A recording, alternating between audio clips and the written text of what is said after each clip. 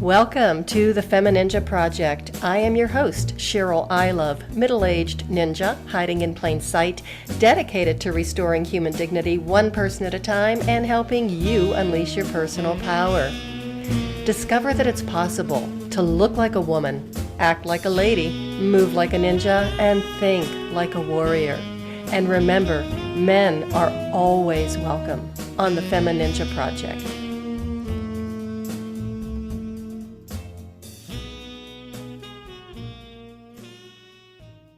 Hello and welcome to another episode of the FemiNinja Project. And thank you so much for tuning in. I really appreciate you. And I have a spectacular guest for you today. Her name is Sharon Hughes. She is a confidence coach, speaker, podcaster, and author of the book, The Girl in the Garage: 3 Steps to Letting Go of Your Past.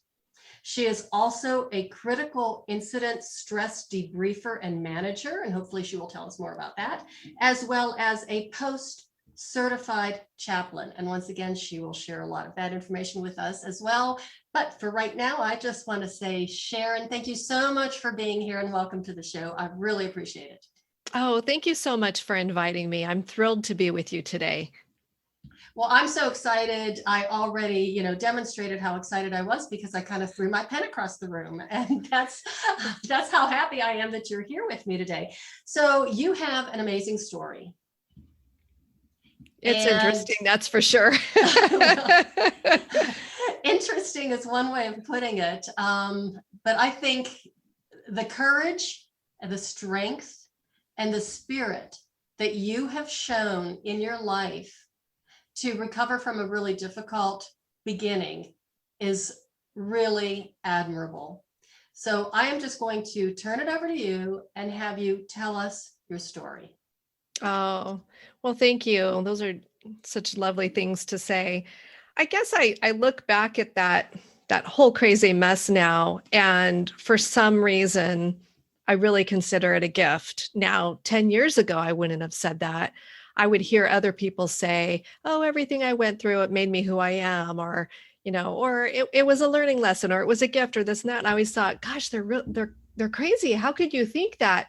But I think once you get to the other side of traumatic situations and you're really healed, you can actually look back and somehow find that treasure within. And I know somebody's going to hear that and they're just going to go, this is crazy. What are you talking about? But it's true. And some people have said to me, how did you get through? And I don't know, other than the grace of God, and that it was miracle upon miracle of not getting through, because I did have a therapist actually look at me and say, you're not the normal. Most people that go through the things that you have, several failed marriages, 10 kids from 5 baby daddies. They're addicted to drugs. They're living on the street or, living in a trailer somewhere. And I thought that is really a weird thing to say. And as I've started doing the work that I've been doing with women, you know what I'm finding out? There's a whole lot of us that don't fit what that therapist said is the norm. There's a lot of us that put on the I'm fine mask and keep moving forward. Mm-hmm. And now I realize that somehow in God's sovereignty and goodness, he knew decades of despair that he would heal me from it and bring me to this point now where I was so okay to share my story and to pour into other women and show them that whatever you've done or what has been done to you does not define you, and that there's hope, there's more. Mm-hmm. Absolutely. And I really appreciate you said that some people listening to this might think that's just crazy, that, it was really a gift, made you who you are. But I think a lot of people in my audience really appreciate that and can relate to it. And this is part of your experience and coming through this to the other side and where you are right now. That is part of the gift, that you can help other people and help give them hope. And your message is just so positive, even though the beginning didn't start out so well. But, looking at what you've done with your life and what you're doing now is truly amazing. Oh, thank you. Yeah, it's been a journey. I can't say that I would have been sitting here like this telling my story even 5 years ago. I always knew there was a story, but Hmm. it's funny how one thing leads to another. And then you go, oh, that's what I'm supposed to be doing. Hmm. Again, there's that divine intervention sometimes that has to guide us. And I think I told you before we started recording, had to take a 4x4 and smack me over the head with it for me to find mine. But one of the things I would like you to talk about the book. When did it go? When did you publish? It came out January of 2020. Yeah. Ah, oh, that's kind of prophetic. Isn't Yeah, it? well, at least something good came out of that year. And how long did it take for you to write your book? What was the experience like to put that down on paper? This is kind of funny. It didn't take very long. I actually got laid off April 2019. I had already announced the previous, I guess it was October, November, that I was writing a book. And that's a kind of a funny story I'll share with you. But when I got laid off, I called my publisher and I said, okay, we need to create a timeline here because I figured, now I have no excuse. Mhm. And he said, okay, well, if you would like a January release, we need to have it by July so that we can start editing. And I Oh my said, goodness. okay. So I did. So it was just a couple months, but really a lot of the content is things that I gleaned from my own journal. And then Mhm. because I have a corporate training background, I was able to put it together so that it made some logistical sense and get that flow going. Mhm. So it really wasn't that hard. Mhm. Well, and nobody knows your story like you do. That's true. But my story, it's funny. So the book is 3 parts. I tell my story in the very first part because I want the reader to understand how we form these beliefs about ourselves that are simply Mhm. not true. Mhm. I tell it as if we're sitting and having coffee. I say, so this happened. Now look at what I was thinking. Look what was going on around me. Of course, this is how I would respond because so many Mhm. people have self-shame. They think, well, if I hadn't done this and I hadn't done that. Well, that first part of the book is the whole setup as to why and how we end up in these situations. And then the rest of the book is a workbook. And it's not a long book. It's only about 105, 108 pages. And it was written short so that somebody could take that in a weekend and get a breakthrough instead of reading hundreds of pages and wondering what to do next. Mhm. So yeah, it's a pretty quick read. Mhm. So, who is your target audience, do you think, with the book? Oh gosh.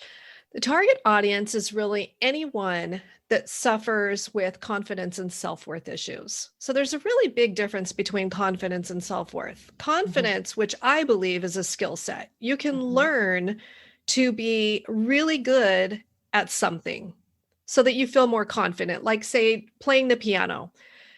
You can be a piano player and think, well, I'm not that good. You might actually be really good. We'll get into why you might not think that you're that good, but you could always practice and get better. Practice and feel more confident. Say maybe you're going to, perform, or Mhm. it's anything. You giving a presentation at work. I like to use cake baking. Now, I'm a box mix girl with the tub of frosting, slap it on. But we all know the girl that can bring the cake to the party. She's got all the piping bags and the tips and all that. And she's very confident in bringing that beautiful cake to the party. So where we get into self-worth issues is it's in the comparison. It's in the, what do I believe about myself? Do I believe that I'm good enough? Do I believe that I'm worthy of love? All Mhm. those kind of things. You can actually have one issue without the other. Now, after all the trauma and the horrible things that I went through, I never had a confidence issue. I was very bold. I had a huge self-worth issue, though. I had an international home decor business. My product was featured in magazines. I had been a swimwear model of all things before that, and I had been on a car magazine, of course. But I always thought, even with all these successes, I always felt like I wasn't deserving. So confidence wasn't that issue. And this is the same problem that we see even in corporate America. The woman that is in the C-suite, she shuts the door to her office and thinks that she's an imposter. And if they only knew how she struggled in her role, she would lose her job. She has some lies she's believing about herself because she can learn to build her skill set. But when she thinks she doesn't deserve her title and she thinks she doesn't deserve that corner office, or this is even worse, if I don't lose weight, no one will love me. I'm not worthy of being loved. These are the really big indicators that there is a self-worth issue. So that's really who the book is for. And especially women of faith or women who have been abused or hurt in some way and they're angry with God. Because I do have a chapter at the end about being angry with God. And here, spoiler alert, people, like, it's okay to be angry with God. He knows, he gets it. And King David was, like the perfect example of doing all things wrong, but he still ran to God. You should study King David. Okay, that's on the list of things to do. So I want to go back to the believing. Yeah. Okay. And what you believe, because I always tell my clients, and, when I do my speaking gigs with my book, what you believe is what you become. And what you hear from other people, the media, friends, family, experts in their field, pastors, anybody, is what you eventually believe. And even what you tell yourself is what you eventually believe, even if it goes against your inherent belief system. So talk to us a little bit about belief systems. And one of the phrases I pulled out of your bio is that you said believing a lie is just as powerful as believing the truth. And okay, I'm getting chills even just saying it because it's such a powerful statement. Oh, it is. I grew up believing lies about myself. So I guess we ought to bring your listeners into what are we talking about here? The girl in the garage. Well, basically, guys and gals, I grew up in extreme dysfunction. So parents divorced at a young age at 5, and depending on who I lived with, and I went back and forth a lot, there was a lot of mixed messaging and there was different kinds of abuse in both households. So there was sexual abuse from people that should have protected me. I mean, everywhere from, stepfather, stepbrother, to babysitter's husband, babysitter's son. I had parental abduction, like all these things. And so the messaging was, you don't matter. It was just that you don't matter and don't be so loud and, don't bother anybody. And of course, those are lies. But when you're a child, you just believe what's being told around you because they're adults, right? So we think that they must know better. So I grew up with that. And at about 16, I went to a Halloween party with an older boy, and you already know where this is going. But the Halloween party was at his sister's house, his older sister's house. Well, another sister handed me the red cup. Oh. And I took a few sips, and it was very strange. Older boy, he once he got me to the party, he really wasn't very interested in hanging out with me. And I was feeling kind of bad. And I went into the bathroom and I was kind of looking at my costume and adjusting it and all that. And like within minutes, I felt so tired. And I remember thinking, I just need to lay down for a minute. I'm so tired. And I woke up 7 hours later in a garage at a different location than the party. Of course, with the older boy, he had driven me there. So, crazy thing is I got home about 4 a.m. and I'm a mom. I don't know who's not waiting for a daughter to come home when it's 4 a.m, like sitting on the couch with the light on, but the porch light was off and the front door was locked. And I had to wake up my mom, and she came to the door and she just looked at me. She didn't ask what had happened or anything. And so the next day I was horribly sick, and she just made the assumption that I had had too much to drink. And I remember her making the comment, well, I guess you learned your lesson. And nothing was ever said about it ever again. And that sealed the messaging that I had already had my entire life at that point of, you really don't matter. You don't matter.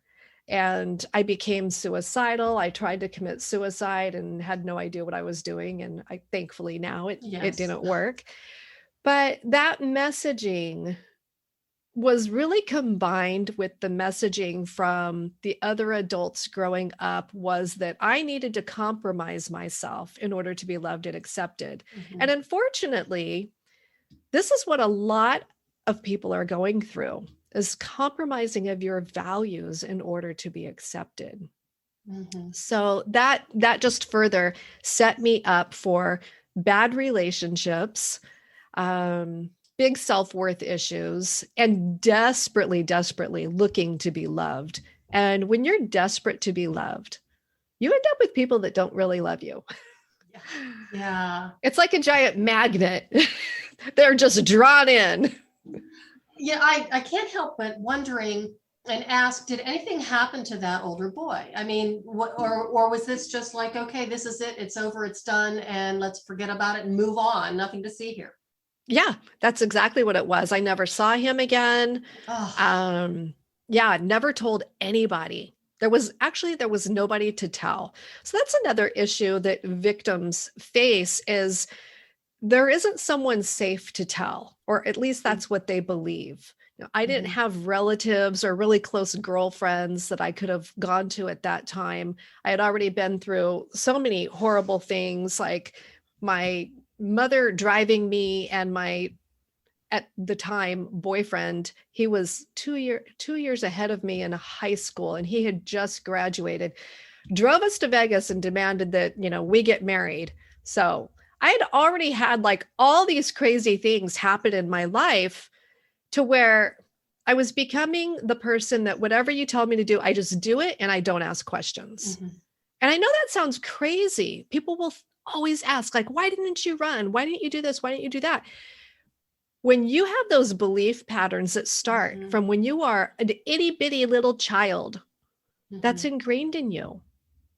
You don't know how to think any different. Well, not only that, I think it's easy for people to judge and say, well, I would have done it this way, or I would have done this, or why didn't you do this? You have no idea unless you're the one that's in the middle of it. And you have no idea what's going on, in somebody's head, what their background is. And, there is that process of grooming and conditioning that predators of all, and abusers are masterful at. Yeah. And how, as a young person, basically a young woman, not quite an adult, going to have to deal with all of that and come to her own without any help. And I really want to go back to, because this just kind of, it just cut me to the quick when you said there was no one to tell.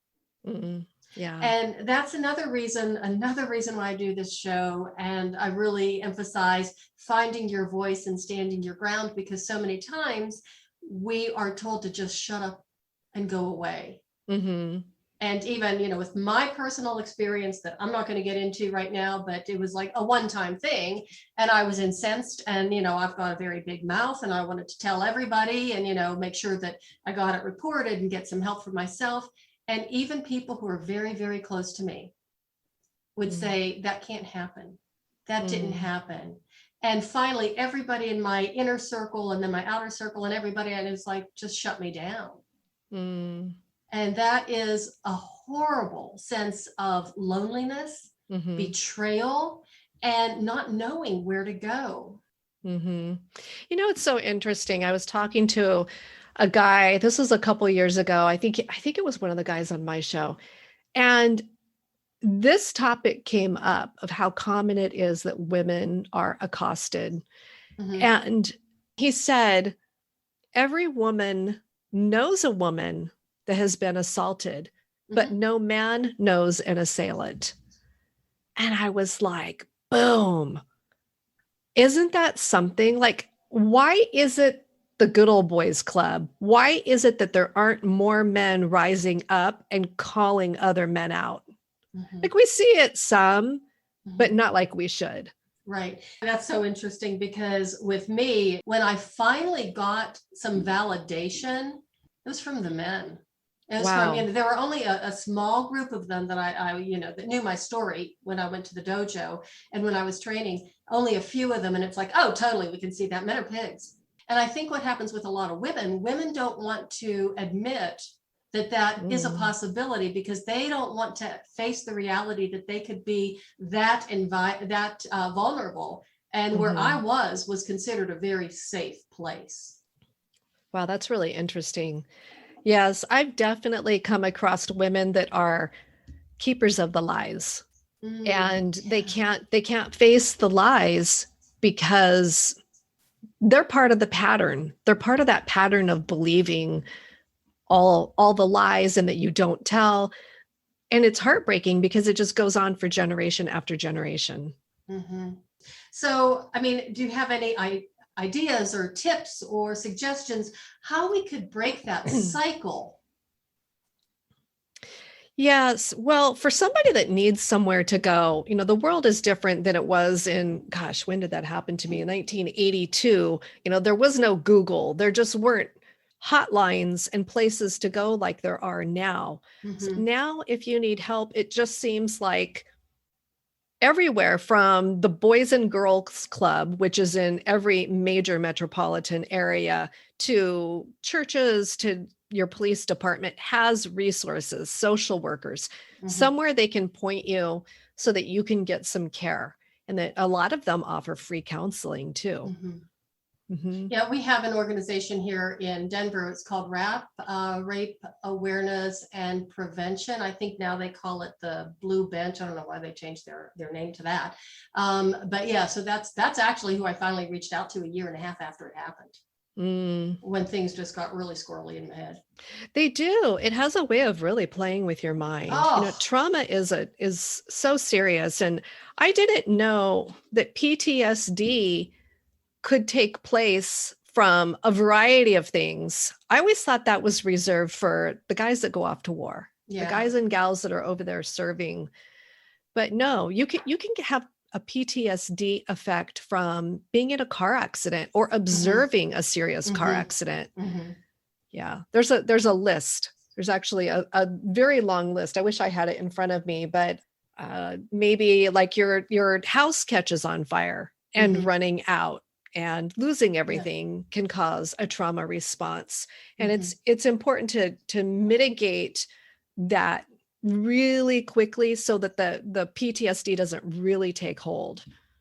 And that's something that even for myself, it was like and I knew, coming out of it, that if I had had even just one person who had said, okay, look, this is what we're going to do, or I believe you, let's take some steps, I wouldn't have been the train wreck that I ended up being for a while. And that's again, it was a blessing because that's what got me into martial arts. And, we wouldn't be here having this discussion.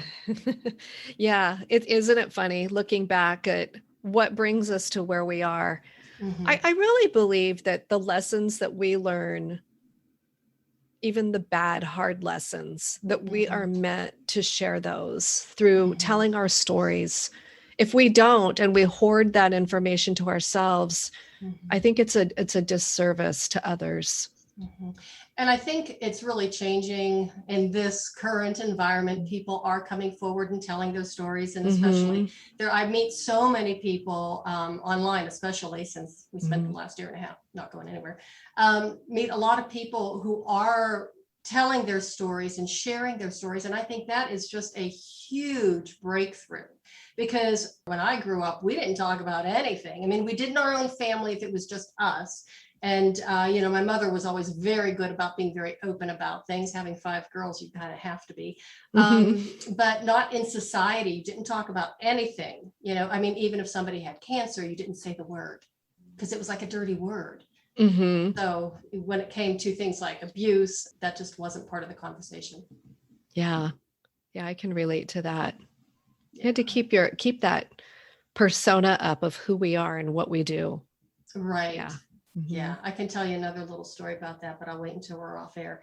So, how do you help women break unhealthy beliefs and believe that they deserve more? Because we all have those negative beliefs, that negative self-talk. Well, I really just hone in and just say, what is it that you believe about yourself?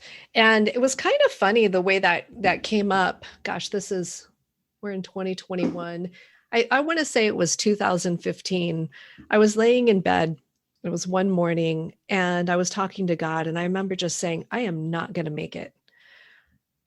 I just had that sense of, I can't do life anymore. I am broken. I'm not getting better. I'm like a high functioning mess. I can show up and nobody would know. They'd Right. had no idea. But inside, I was just falling apart. And really, I heard the Holy Spirit say to me, what are you believing about yourself?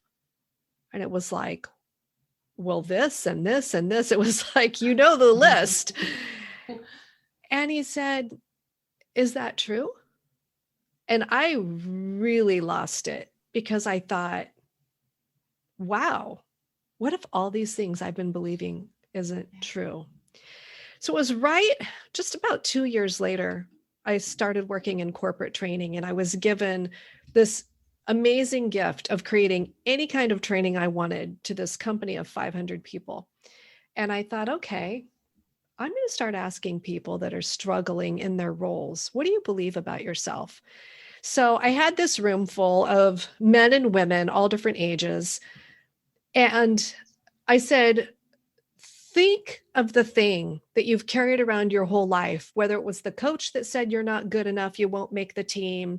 It was not getting asked to prom. You were told, you know, you've got braces and you're too heavy or whatever it is. Your parents said you're not good enough. Like whatever the thing is that you are still believing right now, sitting here at work. And so I said, hold on to that thought. Went through the training and I came back. And there's this girl sitting in the front, and she was kind of a rough girl. She had a lot of tattoos, and I knew if I ran into her in the alley and I wasn't one of her gal pals, she'd probably take me down. But I'll never forget saying, okay, that question I asked you, who would you be if you weren't that? And she didn't even miss a beat. She yelled, free. And I was like, okay, we are on to something here with this question. So I finished up the training. And a few days later, I had another group come in to do this training. Same scenario. This time, though, 2 people in the room started crying. And I was like, oh my gosh, I'm going to get fired. I can't make people cry.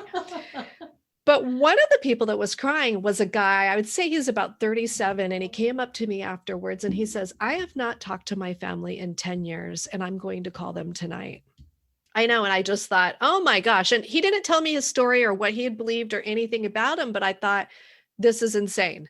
Like, what is going on with this question? And then the other person that was crying was a really young woman.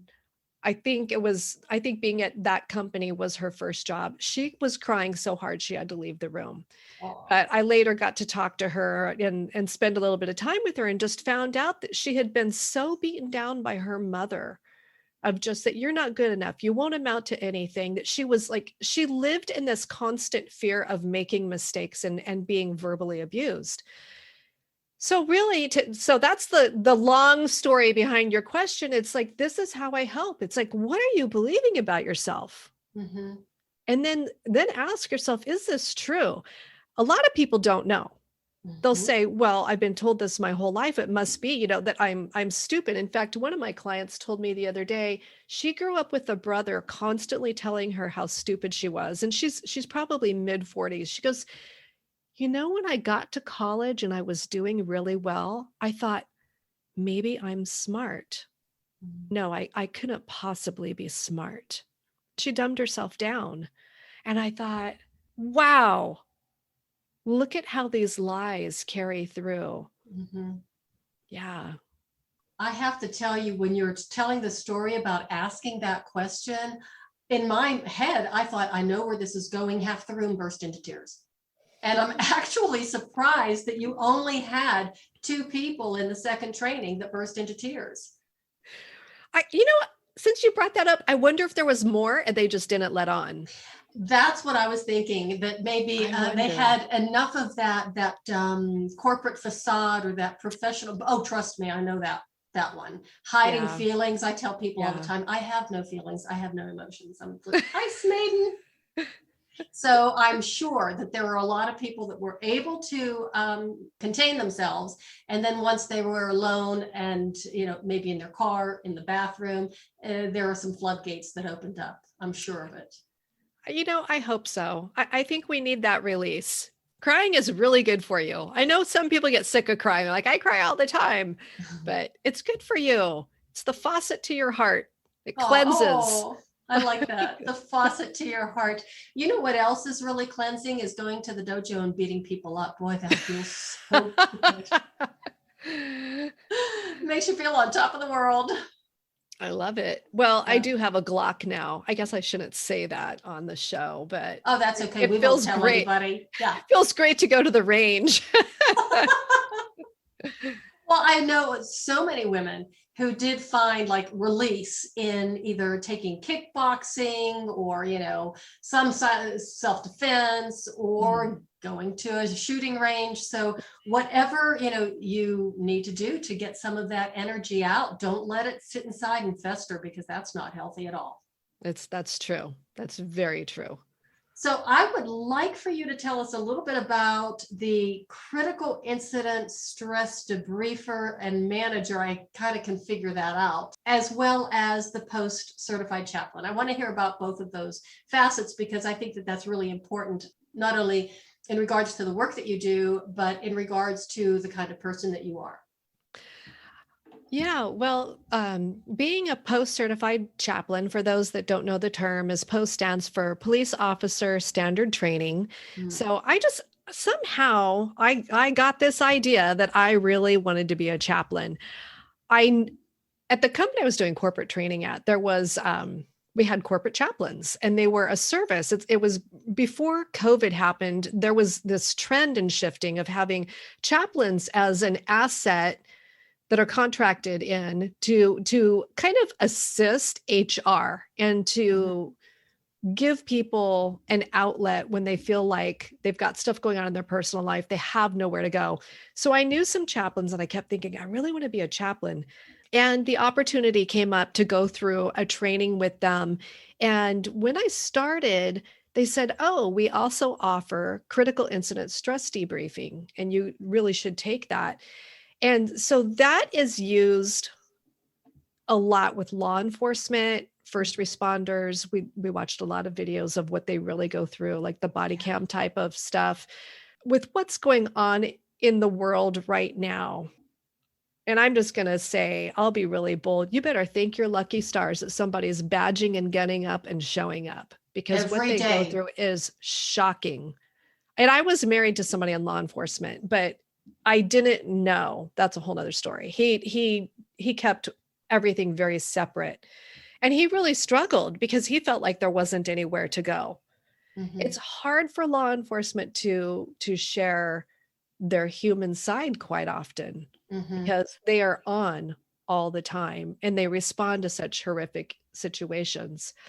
So what critical incident stress debriefing does is it walks through a person, or even it can be done in a group, after there's been a serious situation. Like, I know our team, well, another team had went because somebody had committed suicide at their place of work. So when people came into work the next day, here they're saying their coworker has taken their life. They need an incident debrief, because really our brains were not created to process this type of thing. Yeah. And if we don't have that debrief really quick and verbalize and have like those steps to process out, that's when the PTSD can really set in, and the nightmares and the flashbacks and all those types of things, and the weird behaviors.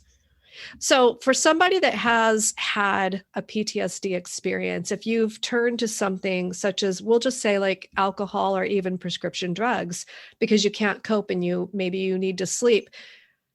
I believe every addiction is a trauma response. I don't think anybody rolls out of bed one day and says, I'm going to go smoke crack and end up on the street. Like I really believe that addiction, and even shopping, ladies, shopping, eating, porn, Mhm. anything can become an addiction if we're not really careful. Mhm. I'm so glad you brought that up. I have a friend who has had an eating disorder all her life and actually almost lost her life a few years ago with a massive heart attack, and she was in her late 40s. That's so sad. And it's so sad. And I always used to tell her, I mean, we were really close friends, even though she's quite a bit younger than me. And I kept saying there must have been something somewhere along the line, something happened. Oh no, everything was always perfect, always perfect. And Mm. bless her heart, she went the shopping addiction too, man. I would go with her a couple of times, and we really put a huge boost into the local economy. But it was like, how often do you do this? I mean, it was just amazing. My mother had a problem with food, and I talk about her in the book. Both of my parents were adopted. And I think the World War II era of families that could not take care of their kids contributed to both of them being adopted. Both of them came from tremendous brokenness, and they were just a hot mess when they were together. One was angry and the other one was the fixer. And my mother was denied food at a very young age. So she grew up, even when she had food, she would overeat. And I think subconsciously there was like this fear of not having enough food. Even, when you have money in your purse and you have food in your refrigerator, but you're still eating to comfort yourself. And then you're mad at yourself because you're overeating and you don't like how you feel in your body. So then what do? You either go binge and purge, or you keep, all the crazy diets to try to lose 5 pounds quick. And then you're angry with yourself when you can't stick to it because, gosh, sugar's so dang addicting. And then you go and you eat some more. And here comes the cycle. We just go in this, it's like a merry-go-round. It was really sad. She passed away in 95 from cancer, and she was always extremely heavy. Mm-hmm. So I don't remember her ever being thin, but I missed, let's see, my dad abducted me when I was 7, and I didn't see her until I was 14. She may have been, when I came back at 14, she was heavy, and she just got heavier from there on. I just don't have any memories of her being thin. Mm-hmm. That's so fascinating, and horribly sad and tragic at the same time. But being abducted and not seeing your mom for 7 years, I can't help but wonder what all of that stress did to her physiology. Yeah. And even, she must have been pretty young when she passed away. Gosh, I want to say I think she was 58 when she passed. That's young. Yeah, that's really young. But she was the kind of person, when life got really hard, she took an Excedrin PM and went to bed. Mm-hmm. So lots of ways that she coped that weren't healthy coping skills. Mm-hmm. How's your dad? Is he still alive? I haven't talked to him. Let's see. I always have to do the math. My youngest child is 19 and a half. I was pregnant with him the last time I had a phone call from my dad. So my dad's coping skills were alcoholism and women and a whole lot of porn addiction. And he was abusive. He was a high functioning alcoholic in that he got up and went to work every day. He didn't miss a day of work. It was really weird. The man was never sick, but he would drink a pot of coffee, smoke 2 packs a day, and then drink a 6-pack of beer when he came home. And then, other evening cocktails. It's like, I don't know how he went like that for so long. Jeez. Must be God's grace giving him lots of second chances. But yeah, I've chosen not to have a relationship with him because, he's the guy that hits the woman and goes, "Oh, poor me, she left." It's like, come on, how many times can you tell that story? Right. Wow. That's such an amazing story. But I think that's another really important point to make, is that some relationships are not worth saving. Mm-hmm. Some relationships really do need to be severed for your own personal health, mental health, and well-being. I'm really glad that you said that, because people will say, well, family sticks together. And it's like, no, that's not what this is about. This is not you abandoning your family. Like, hello, if your family hits you, they've already abandoned you. You need to have a healthy boundary.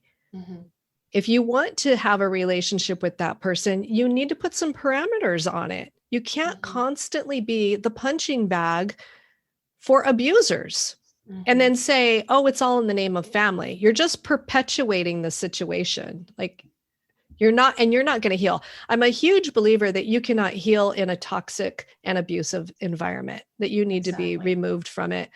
I don't tell women, oh, get divorced. I say, separate and get counseling. Anything can happen. People can change, but it's a heck of a lot of work. Don't stay with an abuser. I just want to go back to that comment that you made about family and people say, you stick together no matter what, and blah, blah, blah. I always tell people, my friends, especially when they're talking about family situations or whatever, I'll just listen to them. And then finally I'll say, do you know why we have friends? It's because we have family. Touche. That's great. So, Sharon, how can people get a hold of you? How can they find you? Give us some of your links. Oh, just go to sharonhughes.net and you can definitely Google The Girl in the Garage and you'll find me. I'm on Facebook and Instagram. The book is on Amazon. It's at Barnes & Noble. It's a few other places. I'm not hard to find. Yeah, no, you're not. I softly stalked you for a few days. So, and there was one other thing. Oh, you do have a podcast. What's the name of your podcast? Called to Confidence. Okay. Do you have any more? I mean, you've been giving us an awful lot of wonderful information. This has been a great conversation. Do you have any last pearls of wisdom that you want to drop on the audience? That's such a good question. I think the biggest piece of wisdom is that you need to learn to love yourself. Loving yourself and putting yourself first is not selfish and it does not make you a narcissist. It means self-respect. And when we've been abused, especially by parents, people that should have protected us, or maybe you didn't grow up with parents, maybe somebody else raised you like grandparents or aunts or uncles. And let's say you were abused and you become the fixer, right? You're trying to make their world okay. You start abandoning yourself. I'm not even saying that word right, am I? Abandoning yourself. That's a learned behavior. And we grow up with this self-abandonment. Women are so bad at this. They take care of everybody and they drop into bed at the end of the day exhausted when they really need to take a day off. They need to take care of themselves.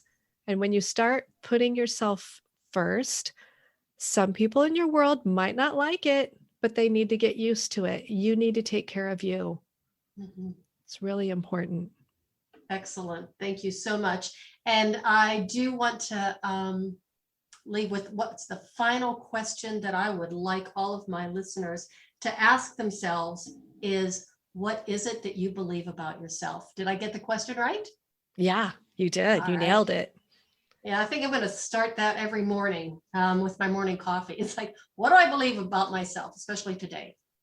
You know what? I actually have my clients set the reminder on their phones so it goes off like right after you get up. If your alarm goes off at 6:15, you get another reminder that says, what are you choosing to believe about yourself? It's really important to understand that you get to choose what you believe. That's going to fly right in the face of all the patterns that you have in your daily life of what you're believing. But you have to understand that you get to choose what you're going to believe, whether you're believing the truth or you're believing a lie. It's still a choice. And just as powerful. The lie is just as powerful as the truth. It is. It is. And it might take a little bit of archaeological digging for you to figure out what the truth is. You know, if you're not sure, like I was alluding to earlier, some people aren't sure. They'll say, gosh, I believe this, but is it true? They'll be like, I don't know. I've believed this my whole life. They never question, why do I believe that? Start questioning. Just really get quiet, get a journal. It doesn't have to be fancy. It can be just a notebook from the dollar store, but start writing down every day. What am I thinking? What am I believing? And then question it. It's the best thing you can do for yourself. great advice. Thank you, Sharon, so much for being here. I have really loved talking to you, and I think you are one of the most inspiring people that I've ever met. Oh, thank you. Truly remarkable Thank you. story. It's just an honor to be here. Thank you so much for inviting me. You are welcome. And everybody, thank you so much for listening. I really appreciate it. And do stalk Sharon gently on Facebook. She's also on LinkedIn, and she's just truly an amazing person. And remember to ask yourself that question every day. What is it that you believe about yourself? Because what we believe is what we become.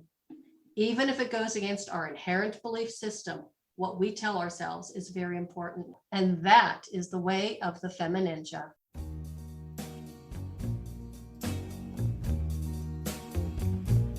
And that's a wrap on another episode of the FemiNinja Project. Thank you so much for listening. And remember, be safe, be strong, and until next time, bye now.